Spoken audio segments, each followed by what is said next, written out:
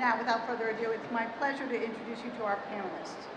On my far right, we have Tim Bestwick, the Chief Technology Officer for the UK AEA, a publicly funded National Fusion Laboratory in England. Next to him is David Livingston, Senior Advisor to Special U.S. Presidential Envoy Kerry, and very kindly joining us here today. Now, in the center is the newest and perhaps greatest of the fusion voices to arrive. And I know she'll scold me for saying that later, but I had to say it anyway. Gabriela Hearst, the creative director of Chloe and founder of Gabriela Hearst Designs, a sustainability and climate leader in her own right. Next to Gabriela is Jessie Barton. Oh, I'm sorry. I didn't even look.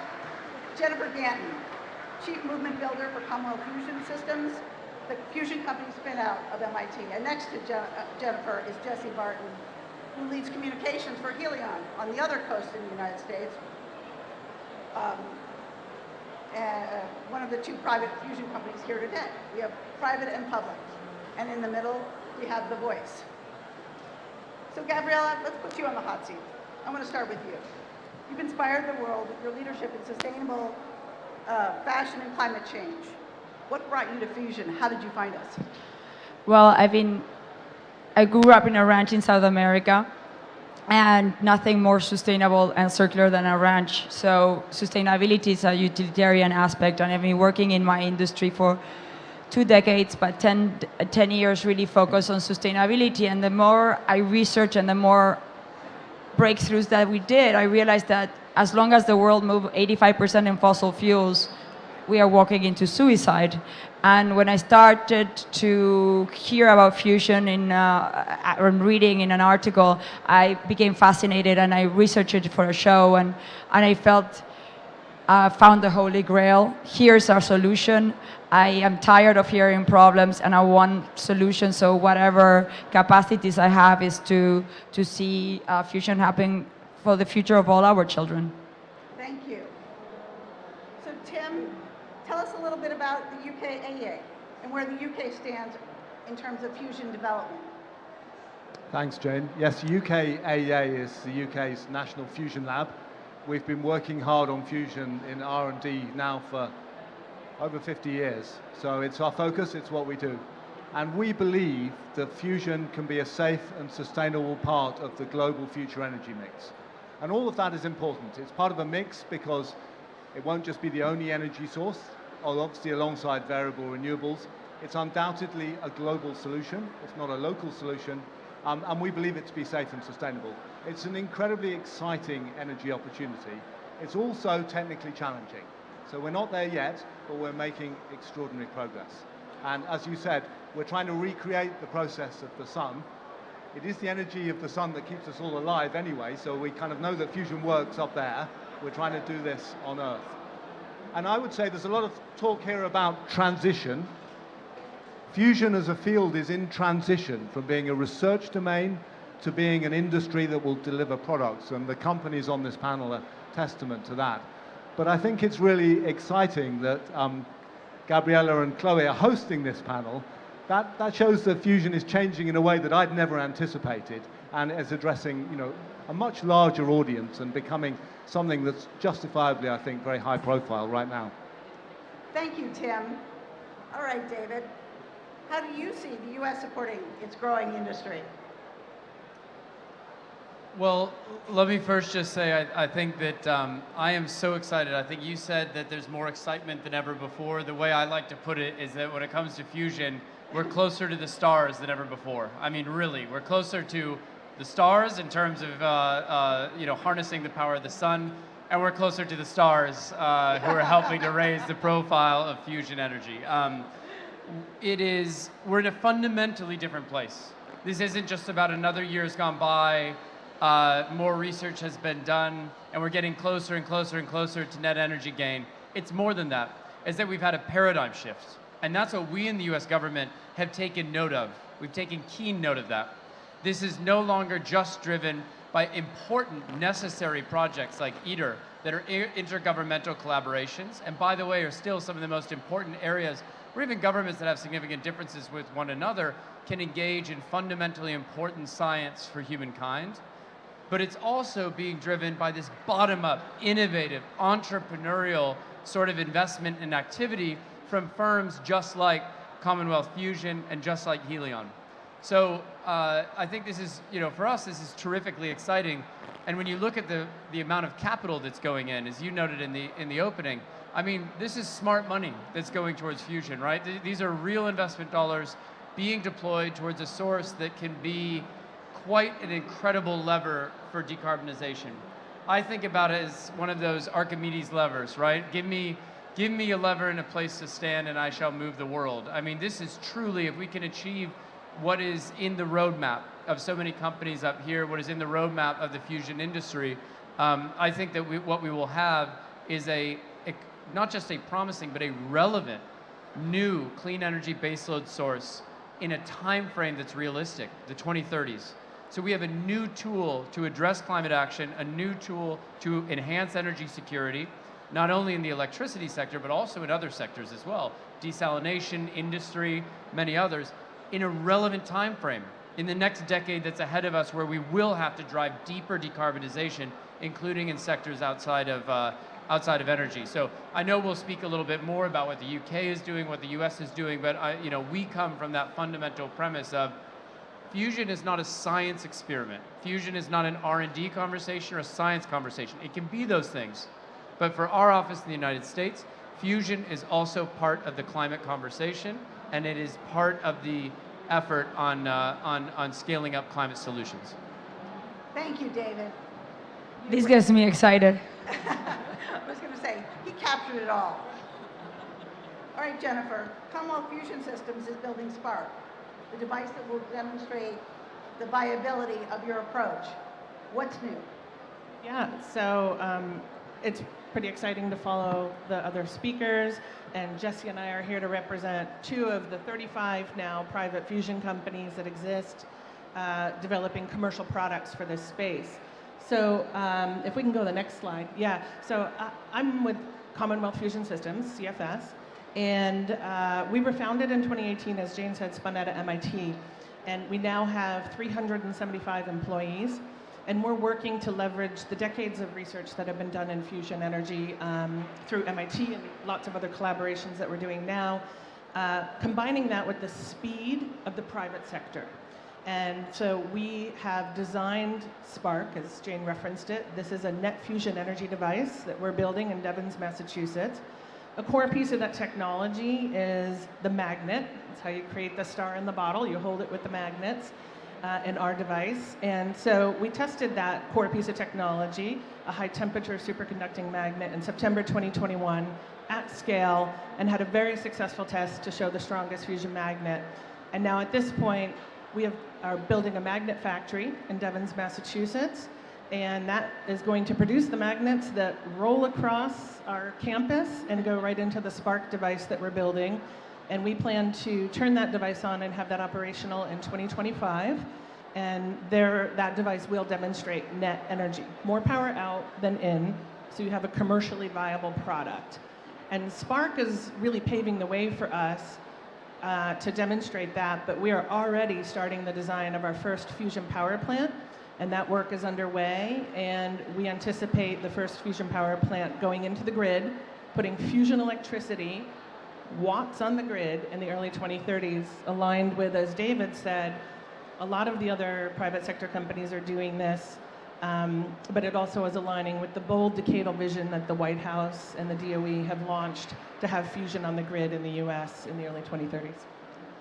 That's exciting, soon enough to make a difference. Okay, Jessie, Helion has a different approach. What can you tell us about it? Yeah, well, I think it's important first to say that I'm on this panel as a science communication expert. And for me, that means that I'm focused on the story of fusion. And luckily for me, fusion has a beautiful story. At the beginning of the universe, fusion happened. Atoms collided, they created energy, they created matter, they created you, they created me, and fundamentally, we are all here, made by fusion and powered by fusion. And that's so beautiful. And as David said, we're getting to the point where we're closer to the stars than we've ever been before. Now, I work for an organization called Helion, and we are working to make this a bigger story, and we're continuing that story. And the piece that we're working on is taking it from the universe and being close to the stars to actually putting a star in a bottle on Earth to create clean, carbon-free electricity for the first time. So at Helion, we've built 6 working fusion prototypes. You can see on the right is our 6th prototype called Trenta. Trenta did fusion every day for nearly 2 years, and that device was the first privately funded device to reach 100 million degree plasma temperatures, which is typically considered the temperature needed for commercial fusion conditions. That allowed us to fundraise $500 million with an additional $1.7 billion in commitments, and also allowed us to grow our team and scale up the manufacturing capabilities. So that way we can build as quickly as possible and get fusion onto the grid as quickly as possible. The picture to our left is our newest facility, which will house our 7th generation fusion prototype, which we expect to demonstrate net electricity, so not just energy, but electricity from a fusion device in 2024. We're working very quickly. This building was built in just about 6 months. It's 30,000 square feet, and it's the same size that will be needed for a commercial facility, which will be about 50 megawatts. And our goal is to produce electricity at 1 cent per kilowatt hour. So all of that to say, Helion is working on this new story of fusion, and seeing all of the partners, the commercial sector, the private sector, and the US government working together to tell this story is amazing. And it's beautiful that we have Gabriela Hearst here to tell the story on a new level in a way that people might not have seen before. So I'm looking forward to a continued discussion. Thank you. So I just heard a lot of discussion that included timelines. And fusion energy has been studied for a long time. It's been researched, attempted without commercial success for decades. Now we have over 30 public and private companies working on fusion, and I know I'm always wanting to share what's changed. Why is this happening now? Jennifer, CFS has had the benefit of its proximity to MIT.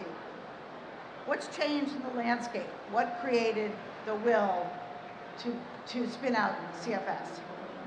Yeah, I think from our perspective, it was a new material that was developed and is now available at has an industrial market, and that's the high temperature superconductor material I talked about that allows for very high field magnets. And so for us, this technology has really unlocked what we think is the ability to create small, compact, lower cost devices. And that's really the key to commercial fusion. You really have to be able to compete, as Jessie was talking about. It will be being able to compete on $1 per kilowatt hour as we move forward. And so the size of the device is really, in our view, the advantage of why we think this will be workable. We're also designing it in a way that it's a machine that is manufactured. And so we'll have a production line, we'll have the ability to create many of these machines. And so we think about it today as we're designing our device and all the work that's going into that, how is this scalable? Because if it's going to matter, if fusion's going to matter in the time for our goals in 2050, we have to put a lot of them out into the world. And so while we all have goals, I think it's almost 90% of the private fusion companies have stated they believe we'll have fusion on the grid in the early 2030s, but we're going to have to put a lot of fusion on the grid in the next coming decades. So we're designing this in a way that it's a manufacturable device that can be deployed globally at speed and at scale that's required to address climate change. Thank you. Jessie, what did you hear? Do you agree? What do you think is different? Yeah, I think when we're looking at fusion and why now for Helion, the things that are important for us is that we have some private funding that has allowed us to build very quickly. Like I said, we've built 6 prototypes, which means that we've been able to iterate on the science, iterate on the physics, and really hone down on the engineering problems and the engineering solutions. So now we're looking at a pace, because we had amazing milestone achievements with our last machines, we know that we can build out quickly. That funding and the support from the White House has helped us look at creating a manufacturing process. So we're bringing more manufacturing in-house. So just like Commonwealth, we're looking at building these machines inside our own facilities so that way we can get them out as quickly as possible. So we're looking at building fusion systems a day so we can get gigawatts on the grid from clean baseload power as soon as we possibly can. Thank you. Tim, the UK has had commercial fusion in its sight for years, and I can't think, no offense to my home country, but I can't think of a better public partnership model than some of the work I've seen done at UKAEA. What do you see next in your order of business to support what we've just heard? Well, just to echo what's changed, for me, the thing that's changed most in fusion is the realization that we need it. You don't need to go back very far when it felt like a research topic. But now I don't think we need to convince anybody of the need for low carbon baseload. So the need has transformed the field, because we all know that when the global innovation community puts its mind to a technical challenge, it can solve them. There are lots of things that have to come together to deliver fusion. Some of it is about funding, some of it is about skills. I suspect we'll come back to that. And a lot of it is about solving important technological challenges. But actually, that's not all that has to come together. One of the important things is the regulatory environment. In the UK, the government announced fairly recently that it would be a different regulatory environment than traditional nuclear, and that's extremely important and beneficial to the emerging industry, and I think we all hope the US will be taking a similar path. And so that bringing together of national strategies, national funding, commercial funding, skills, and addressing the remaining challenges and putting this on a pathway to being an industry that will deliver at scale are all the important things that are happening and hopefully all coming together now to deliver what we need.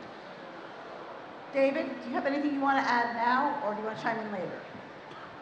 No, I think, well, let me just commend the UK for the leadership that it's shown. I mean, I will say, I think it's fair to say that there is an incredibly pioneering and thoughtful model in the UK about how to drive private innovation for public interest with a model that encourages creativity and still has all the necessary sort of safeguards in it. I mean, we're obviously in the process of developing, I think, a rich and hopefully very similar kind of policy ecosystem in the United States. You're seeing it in bits and starts. You're seeing incentives put on. You're seeing support for manufacturing, like Jessie talked about.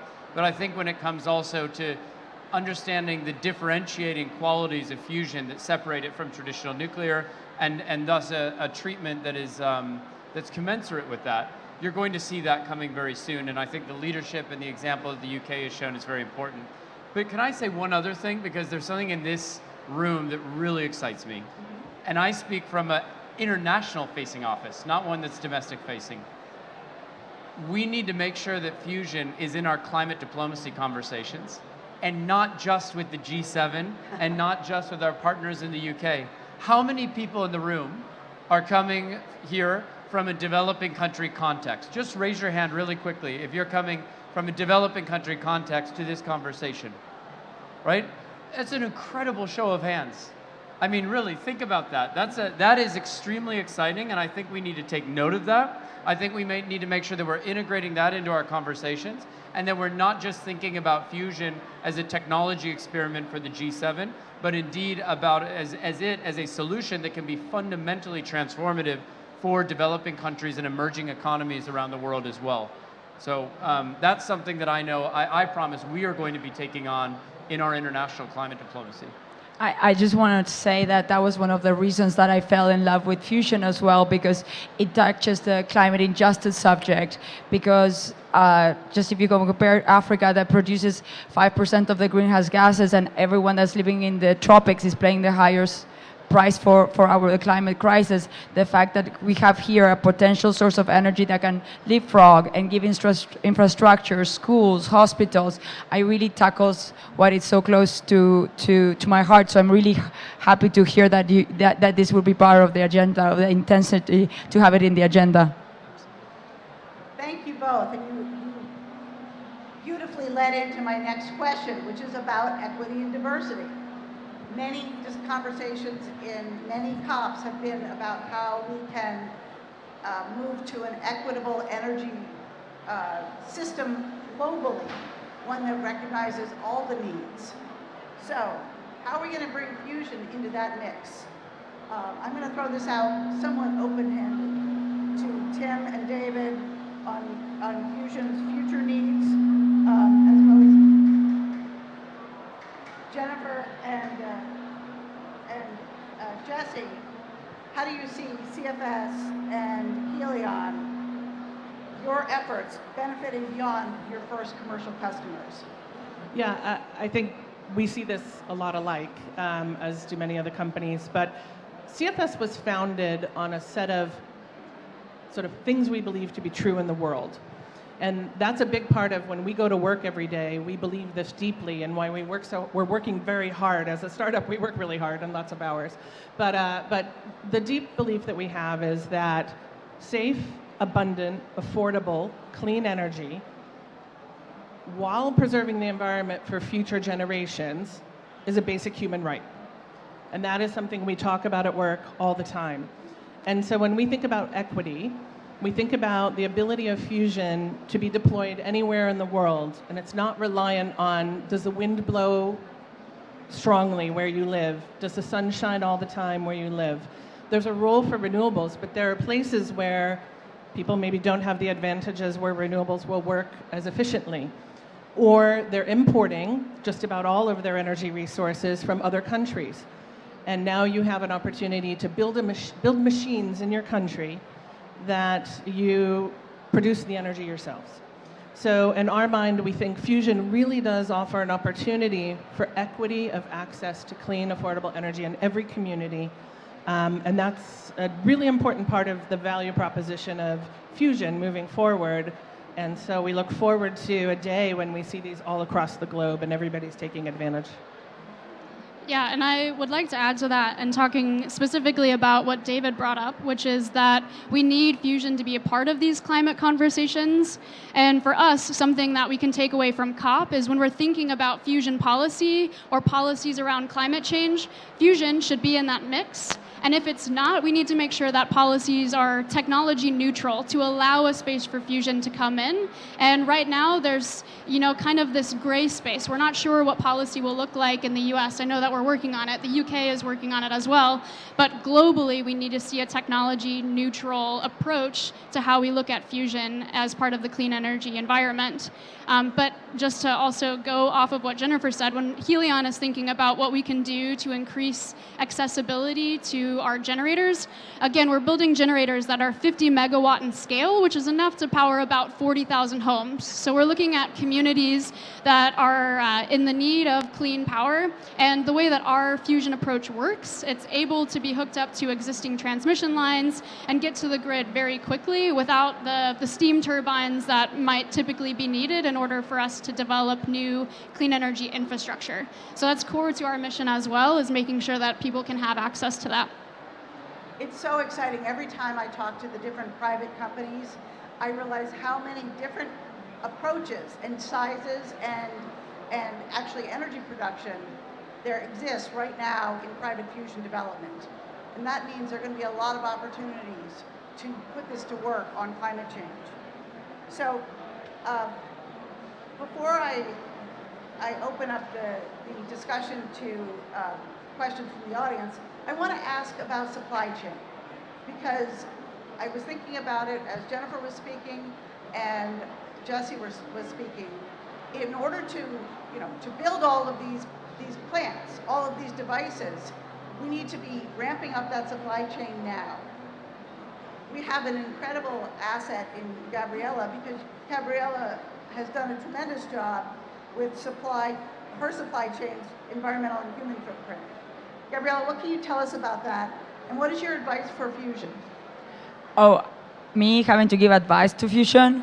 Absolutely. Okay, so the only thing I see, and I'm not going to talk about supply chain, but what I want to talk is the fact that I saw an opportunity. I think I have nothing against. So the way I saw it is 85% of the world is moving in fossil fuels. Here you have the intermittent energies, solar panel, wind power, but while great, they cannot take all this capacity. And in the middle, you have hydrogen, nuclear, fission, which I have no problem with it. It's just have bad PR. But with fusion, what I saw is a communication bridge. I saw the silo communication that we all live today, where there's no cross-pollination. So what I tried to do with my platform of both companies that I work is try to bring more people to the awareness. Here's a solution. Keep the faith. Keep thinking that there's something that's coming, and tell good news. And you spoke about ITER. ITER is not only a fusion story, but a story where there's war in Ukraine, but Russia still delivering the parts on time. So there's a higher level thinking that's happening in this world that needs to be focused on. And so I'm not giving fusion advice, but I'm telling what I fell in love with fusion. Thank you. All right, Jessie or Jennifer, or both, there are many human material resources needed for commercial fusion. I'm curious about how you're going to grow. What needs to happen, and beyond your first machines? What are you anticipating? Yeah, thanks for the question, Jane. So what's interesting about fusion, for people who aren't as familiar with it, is, as Jessie mentioned, the supply chain, or sort of how we reach the market, we can leverage existing infrastructure. So we can put fusion plants near access to the grid and just plug right into existing infrastructure. And when we think about what a fusion plant looks like, it may vary based on the company's design, but essentially what you need is to build a plant that then has all the balance of plant around it to capture heat, for example, and turn a turbine and to get the electricity. And so when we think about the supply chain and the workforce, these things exist today. People, we can put a fusion plant in a community that formerly had a coal plant in it. And these are workers that are trained who know how to build the infrastructure that's required for a power plant. They know how to run power plants. That talent is in that community. The difference is we're putting a fusion plant there that won't have any emissions or particulate emissions for the local community, so it's safer and healthier for those communities. So from a workforce perspective, we think about where we would go where there's a strong workforce, but we also know if fusion's going to scale, that we need to be training workforce to work in the fusion plants. So that includes leveraging the workforces that exist in communities and maybe even disadvantaged communities where there's been shutdowns of plants and doing some retraining, but then also thinking about some of the aspects of fusion that may require special training and working with university programs, working with vocational schools, technical training programs on how we can grow a more diverse and equitable workforce that can be part of fusion energy in the future. So we think about it a lot. It's an early burgeoning industry, so we're just starting those initiatives, but it's an exciting time right now. And what we're finding, Gabriela is an example of people hear about fusion, they hear about the promise of what this could be, and they want to be involved. So we all have a lot of job openings. We have 100 job openings right now. You can go check our website. But all the 99 now. Yeah, exactly. But a lot of the companies have a lot of job openings right now.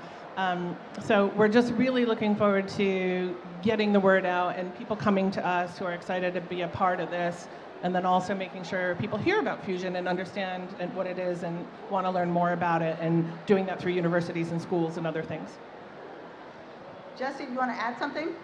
Yeah, in terms of supply chain, things that Helion are thinking about are pieces that already exist in other technologies. So we're looking at, scaling up semiconductor capabilities in the U.S., and we're starting to work closely with the U.S. government to bring semiconductor manufacturing into the U.S. in a way that will allow us to scale as fast as we can.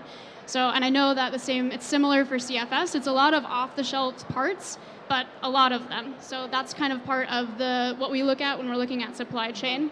And in terms of thinking about workforce, something that Helion's been doing a lot is working with our local community colleges. So these are universities that have a 2-year degree program that are maybe an associate's degree.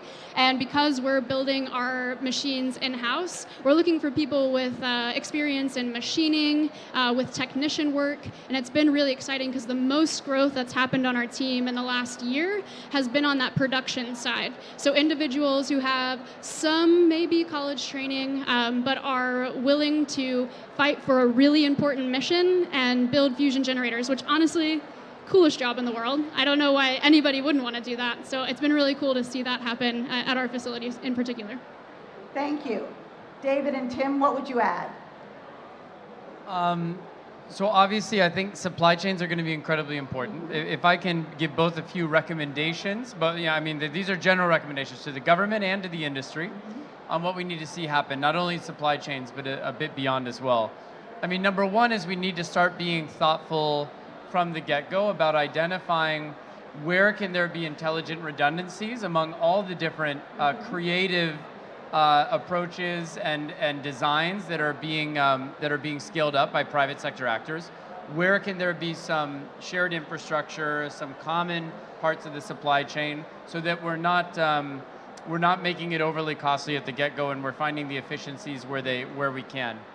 But also, I think, especially from a U.S. perspective, it's going to be very important also for the industry to try and understand what are likely to be some of the more sensitive parts of that supply chain. What are the true kind of commanding heights of the fusion ecosystem? And that's both in the actual material supply chain, but it's also because fusion is something that can draw on and touch on so many other sectors and so many different inputs. Things like semiconductors, for example. Things like the application of machine learning and big data to help with plasma containment, artificial intelligence to help with plasma containment and doing that better and faster. This means that the success of fusion may actually touch on and impinge upon some sensitive technology areas, and I think beginning that dialogue early on with the US government, beginning that dialogue early on with Congress and with others is going to be very important in engendering trust and ensuring that there are no surprises later on. And then the other thing that I would just put forward is there's so much excitement about fusion now, but I think policymakers and the public alike are looking for kind of a roadmap or a set of roadmaps from the industry, from the fusion industry, that sort of say, look, we know you're going to be a little bit skeptical of being sold an overly flowery story. So trust us, but test us. Test us by our own benchmarks that we set of what success looks like. Because this is a really interesting sort of technology development cycle where there's both incremental improvement, but there are also going to be these leapfrog moments, these threshold moments of significant positive change if we hit the goals that we're hoping to hit. And so helping folks to understand what that looks like, what does progress look like by 2025? How do we know if we're ahead of schedule, behind schedule? How do we know what the gating moments are on the road to actually having commercial fusion? And then help the public and help policymakers be more educated consumers and ones that can feel like they're still scrutinizing and being skeptical, thoughtful consumers of what they're seeing in taking place in the fusion sector. I think that is the telltale sign of a mature, self-confident industry, and that is one thing that I would encourage us all to work on coming out of COP27 and into next year. Right. It sounds like we need to have a quick grow. This industry has to grow up very fast. Tim? Yes, this industry has to grow up very fast. Actually, we're trying to do something, and I'm not sure whether it's been done before. Fusion still has outstanding research challenges, but we're building demonstrator machines, and we're beginning to design prototype machines, and we're beginning to talk about bringing on a supply chain to supply power plants. Now there's a parallelism in that's kind of slightly uncomfortable for us all, because you'd think that you would do one after another after other, but we've decided there isn't time to do that. So we have to compress those timescales. I think we can probably borrow from other fields, and I'm really interested to know which fields have tackled that research to production in a collapsed timescale, because that is the challenge that's facing us. Thank you. We now have some time for questions, and I want to make sure to both go to the audience and the viewing audience. And I'm going to take a couple questions together and let the panelists answer. So I'm going to start with the woman in blue here, and then I'll go to the others.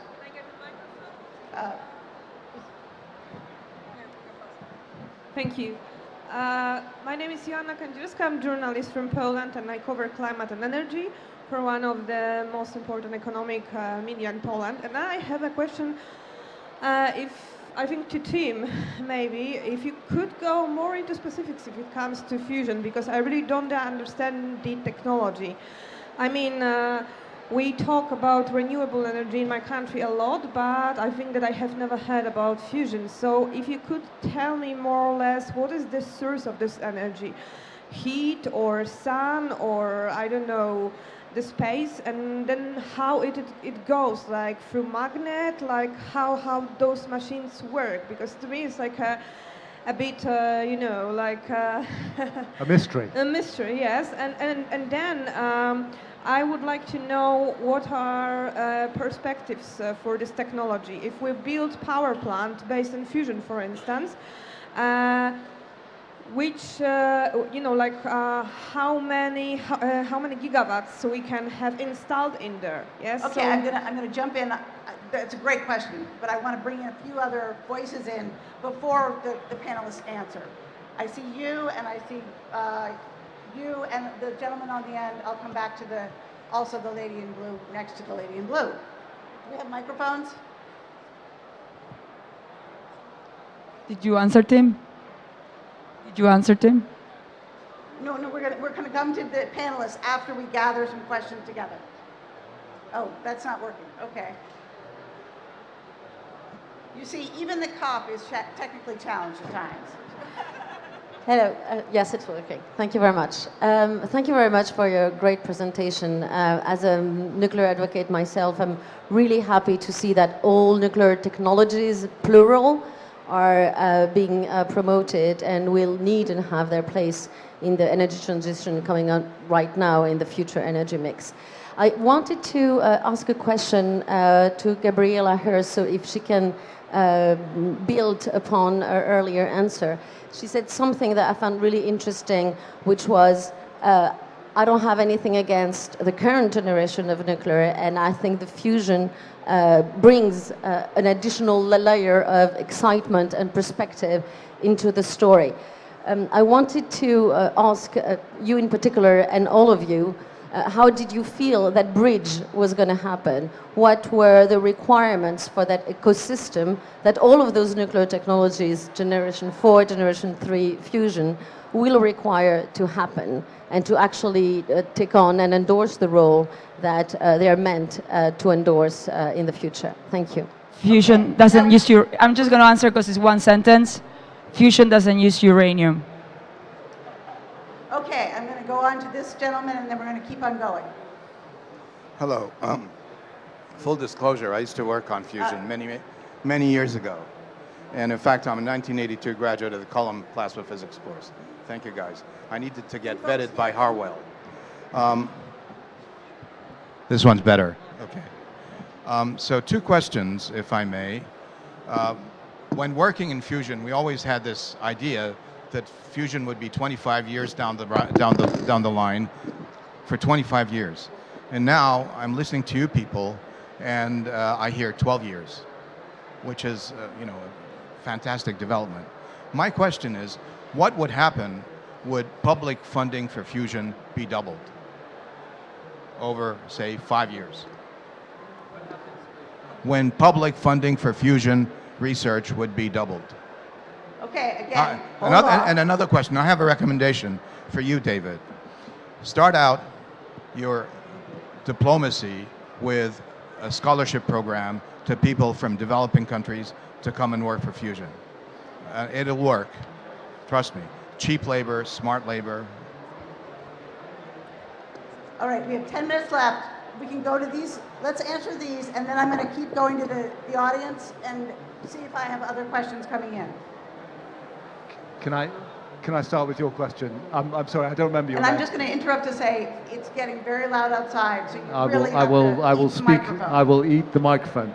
So, fusion is when light atoms combine to make a heavier atom and release energy.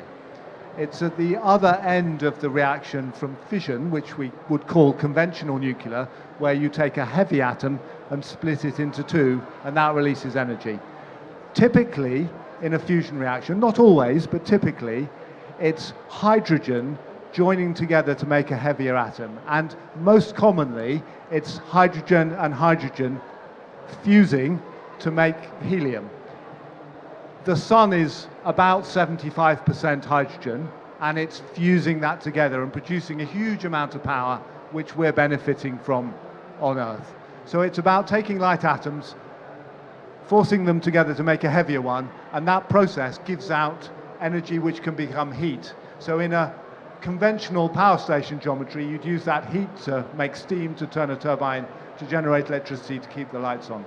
And it sounds simple, but the catch is that those two heavy nuclei don't really want to fuse together. So you really have to force them to, and it's that forcing them to that's difficult. And quite often we talk about extreme temperatures, because only by heating those to over 100 million degrees do they actually get forced together. And when they're close enough, they do decide to fuse, make something heavier, and give off energy. And that's the process of fusion. I'm sorry if I've kind of glossed over details, but I hope that's it in a nutshell.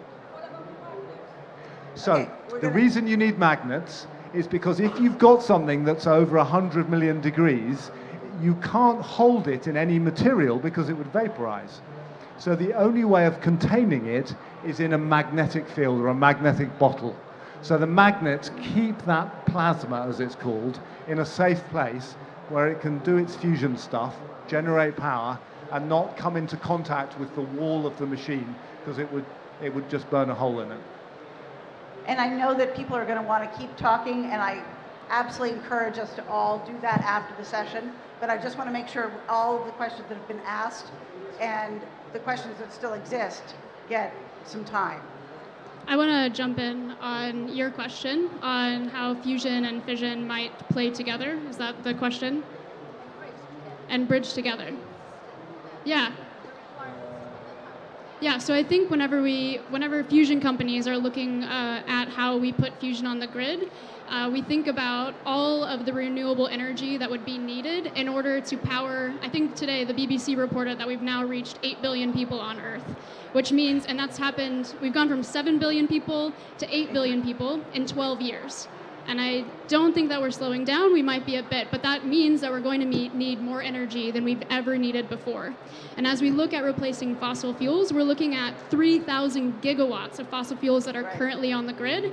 And if we're going to replace that, it's going to take fusion, it's going to take wind, it's going to take solar, and it's going to take traditional nuclear like fission. So I think all of this together, we see different uses in different places. So for instance, Helion's building a 50 megawatt system, which means we're looking at, again, 40,000 homes, data centers, industrial settings, similar to what like a coal plant might currently power, but there's still a place for fission on the grid, and that will help the whole clean energy ecosystem round out well. Okay, do we have any other answers that need to be offered? I know we've got questions burning. Let me just quickly answer the question from here. But let me preface it by saying that Fareed is far too modest because he forgot to identify himself as the climate envoy of Iraq. And I just want to say he has an incredible background, is an incredible environmentalist and scientist himself. And I think we should all actually be quite honored to have Iraq's climate envoy here with us today. You raised two excellent points. Number one is absolutely, so I'm very excited to see the day, and it can't come quickly enough when we double our amount of public funding for fusion, and I hope that we do so in two different ways. Number one, that we do so in a way which is increasingly commercially relevant funding that also helps to lift up the supply chains and the overall ecosystem that we need. And I also hope that we explore the possibilities of some of the government funding for the fusion sector also being not just about supply push, but about demand pull. the power of demand signals for commercializing emerging technologies can be incredibly powerful. One of the leading public-private partnerships that we've created as the United States government is called the First Movers Coalition.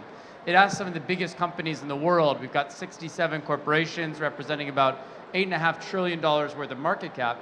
We asked the Amazons and the Googles and the Maersks and the Fords and the Volvos of the world and the Googles, or the Microsofts of the world, to make purchase commitments that in the year 2030, a certain amount of their steel purchases, if they're automakers, or a certain amount of their shipping of goods, if they're Amazon or retailers, will be done using the zero emissions version of the product in question. Okay, David, I'm going to cut you off there because I know there are more questions and I know we're almost out of time. Brilliant. Carry on. All right. Let me just quickly, starting with the gentleman at the end who's been very patient, then actually, she's a board member of mine, so I have to acknowledge her, Mary Claire, and I do want to get at least one question from the audience, the viewing audience. Hi, thank you all very much. My name's Nicole with Save the Children, and I wanted to ask a little bit more about the implementation of your vision. Specifically, it sounds like a significant investment for these plants, and it's sort of a two-part question. One is, it sounds like this is only grid-based, but maybe you can confirm if it's only grid-based or if it's distributable. That's one, to power the last mile, which is really critical. Second is, how are you thinking about localizing your supply chain when it comes to materials and jobs and the workforce? And in both of those senses, how are you thinking about partnerships? So I would love to hear a little bit more on this. Okay, and then we're going to go quickly to this gentleman who's been patient, and then this, no.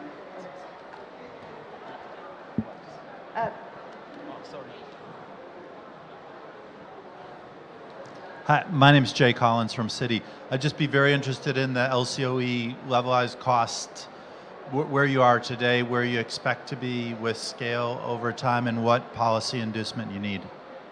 Okay, and then we'll wrap up in the audience here. Questions? Sure. Can you hear me? I'm Mike Okorafor. I'm the Chief Sustainability Officer for McCormick. And David, my question is actually to you directly.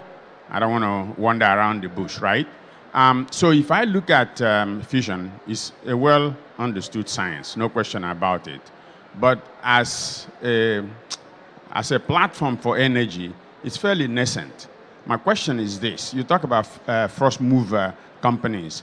What in the IRA can you say is money dedicated to facilitating an ecosystem based on collaboration rather than having things, to your tents, everybody, to bring this to a real commercial reality by encouraging companies to work together? What can you say about that? So that's the specific question. Thank you. Okay, and then you want to finish us up here? Sure. My question is looking forward. I'm Professor Marie-Claire Cordonnier-Segur, Executive Secretary of the Climate Law and Governance Initiative and a professor in Cambridge and in Canada. I'm very interested in fusion because my 17-year-old son, who is a climate striker and a physicist, thinks this is the only way forward for his generation. And it's because it isn't pulling in the uranium. He sees fusion as us connecting up and catching up with the rest of the universe that powers itself that way. So I just have one question. How do we encourage young people like that with a conscience to come into this industry in a big way? And I would follow it up with, renewables didn't get where they are today because they just created themselves. They had strong regulatory incentives. What could climate law and governance do? Just asking. Thank you. Okay, I'm going to let the panelists take these on. Anybody want to jump in first? I'll jump in very quickly and just say two quick things. Number one, I'll leave it to others to speak to the latest LCOE numbers, levelized cost of energy numbers. But I will make one note, which is LCOE can oftentimes underestimate the value of baseload and the value of flexibility. So keep that in mind as well. Don't view it as just a single number. It will actually hide some of the additional value offered by fusion. Secondly, to your question, sir, it's a great question. In the Inflation Reduction Act, but also beyond it, We've got clean energy manufacturing tax incentives that absolutely the fusion industry should be able to avail itself of. We have some specific targeted money from DOE for fusion and early stage fusion deployment and demonstration. And then beyond that, I think the other thing we all need to move on is to make sure that we're encouraging at the federal and the state level support for 24/7 carbon-free energy, which the Biden administration has been pushing on. That we are now cut off. This is the end, and I apologize to all whose questions didn't get answered. I encourage everybody to talk to any panelist you can grab, and I just want to plug the people I get to work amongst and with. This is an incredibly exciting time in a place that's growing, in a sector that's growing by leaps and bounds.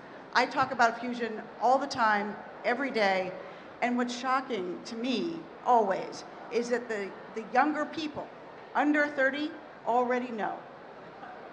Of course, they already know everything. So with that, I thank you all, and to the UNFCCC.